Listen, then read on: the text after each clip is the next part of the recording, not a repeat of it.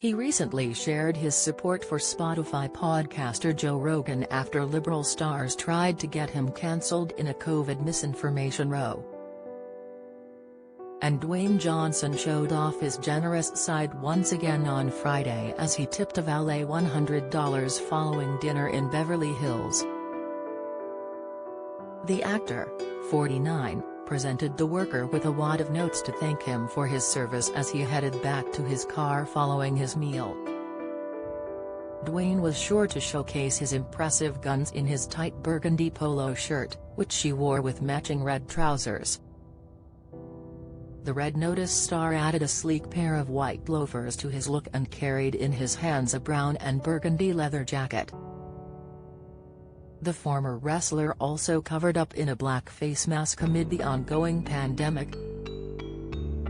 Dwayne's outing comes after he rallied around podcaster Joe Rogan after he took to social media to speak out against allegations of spreading COVID misinformation on his Spotify show. Joe took to Instagram on Sunday to announce he would try to balance things out after he was accused by singer Neil Young and a host of liberal stars of spreading misinformation via his podcast The Joe Rogan Experience, JRE.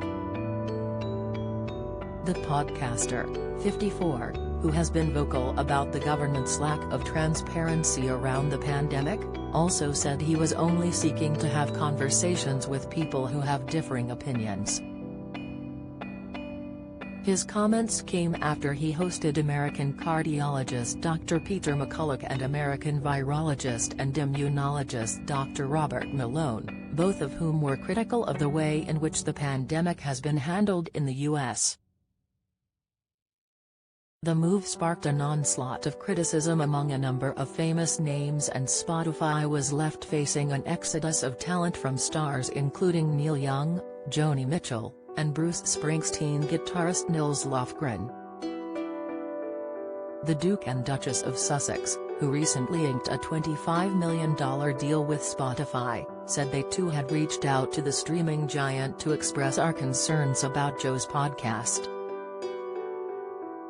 In response to Joe's video, actor Dwayne wrote, "Great stuff here, brother. Perfectly articulated. Look forward to coming on one day and breaking out the tequila with you." The Jumanji star now joins a number of famous names, including Democratic presidential candidate Marianne Williamson and CNN commentator Mary Catherine Ham, who have voiced their support for the podcaster.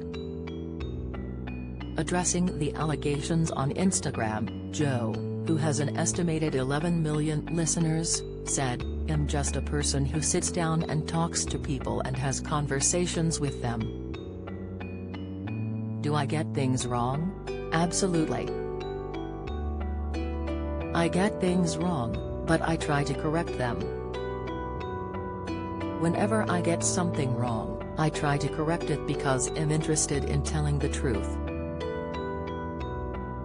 I'm interested in finding out what the truth is.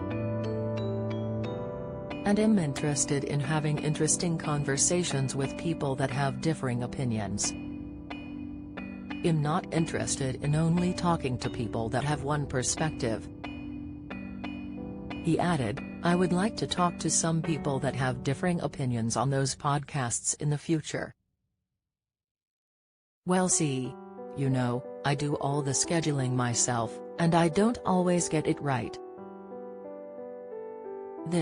These podcasts are very strange because they're just conversations.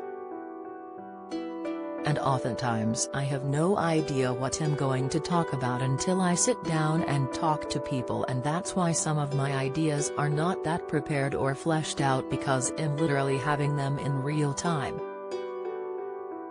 But I do my best. And they're just conversations. And I think that's also the appeal of the show. It's one of the things that makes it interesting. So I want to thank Spotify for being so supportive during this time.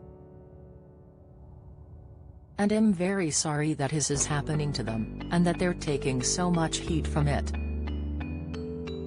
The host also said he was not trying to be controversial and just wanted to have interesting conversations. He continued, "I'm not trying to promote misinformation, I'm not trying to be controversial. I've never tried to do anything with this podcast other than just talk to people and have interesting conversations." The Joe Rogan Experience is Spotify's highest-rated show, with each episode bringing over 10 million listeners. The streaming service cut a deal believed to be worth over $100 million in late 2020 for the exclusive rights to host Rogan's podcast, which initially aired on YouTube.